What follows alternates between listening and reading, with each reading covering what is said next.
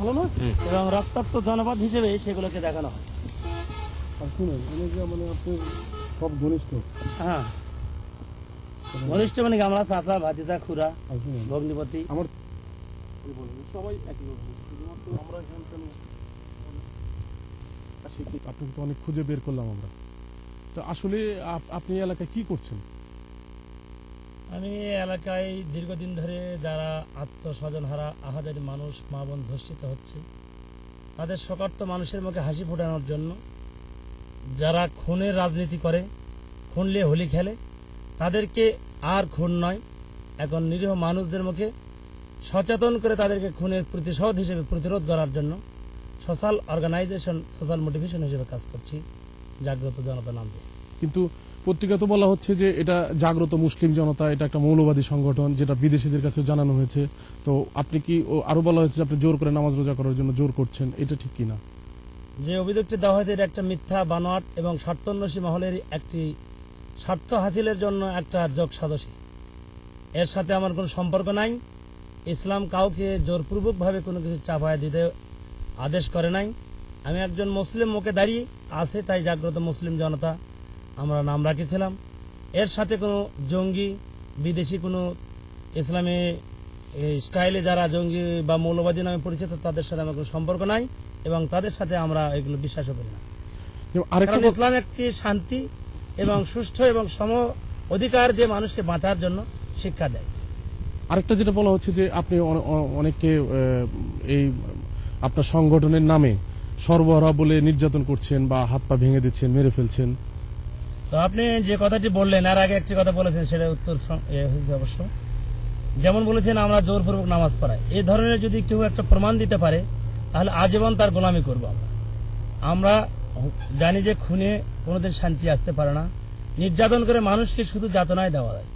কারণ যদি নির্যাতন করে যদি কেউ ভালো হতো তাহলে জেল খাটা মানুষগুলো বেশি ভালো হতো, এটা আমরা বিশ্বাস করি। তো আমি যে কোশ্চেনটা করেছিলাম যে নির্যাতন করা বা মেরে ফেলা, এর সাথে কোনো সম্পর্ক নাই, সম্পূর্ণ মিথ্যা বানোয়াট, যা উজ্জ্বল প্রমাণ এলাকার জনগণ সাক্ষ্য প্রমাণ দিয়ে।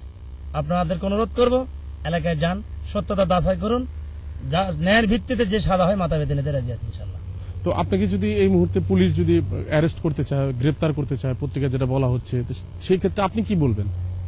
আমি যেহেতু আইনের ধারায় পুলিশ আইন শৃঙ্খলা নিয়োজিত, তাদের গ্রেপ্তার করলে গ্রেপ্তার হব। আমি যদি নির্দোষী হই এবং নির্দোষী বলে আমি দাবিদার, আমাকে গ্রেপ্তার করলে আমি আইনের মাধ্যমে দ্রুত চলে আসবো ইনশাআল্লাহ। দলীয় কোনো সমর্থন পাচ্ছেন? সরকার দলের কোনো মন্ত্রী, এমপি বা কাদের সহযোগিতা? আমি কোনো রাজনীতি বা কোনো দলীয় পেটুয়া বা চামচা না।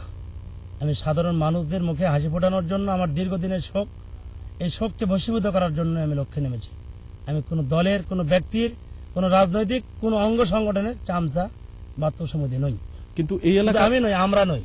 কিন্তু এই এলাকায় এসে যে আপনি মানে হঠাৎ করে এসে আমার কাছে মনে হলো যে মানুষকে জাগিয়েছেন, এটা সত্যি যে অনেক মানুষ এখন পাহারা দিচ্ছে, সর্বহারাদের বিরুদ্ধে কথা বলছে, কিন্তু এখন আপনি প্রয়োজনটা কেন অনুভব করলেন?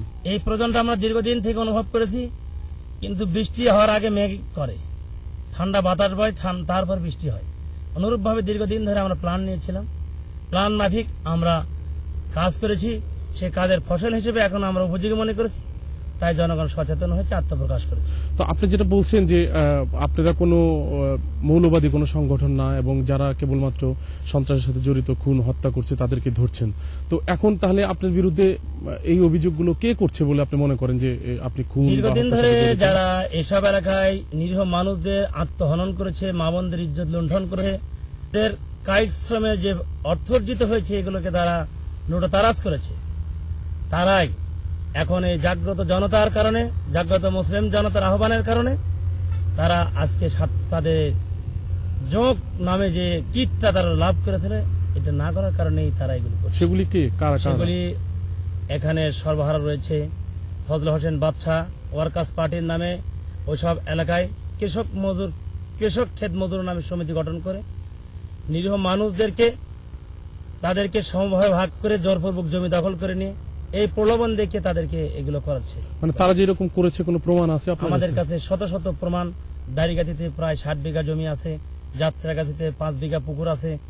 গোটা বাগমারা যদি আপনার মনে হয় সরজমিনে ল্যান্ড জরিপ করেন, আমার বিশ্বাস কয়েকশো একর জমি এরকম করে জোরপূর্বক তারা ন্যায়সঙ্গত অধিকার থেকে বঞ্চিত করে তারা কুক্ষিগত করেছে মাত্র গুটি কয়েক মানুষ। তারাই জগত জনতা যখন জেগেছে, তাদের অধিকার সম্পর্কে সচেতন হয়েছে, তখনই তারা মরিয়ে হয়ে তারা আমাদের এই নিরলসপুত পবিত্র কাজকে তারা কলঙ্কিত করার জন্য সর্বপ্রকার প্রয়াস চালিয়ে যাচ্ছে। তো আপনি যেটা বলছেন যে আপনারা একটা তারা মিথ্যা বলছে এবং আপনি কোনো অন্যায় করছেন না, তো সেই ক্ষেত্রে এখন যেটা বলা হচ্ছে যে আপনি এলাকা ছেড়ে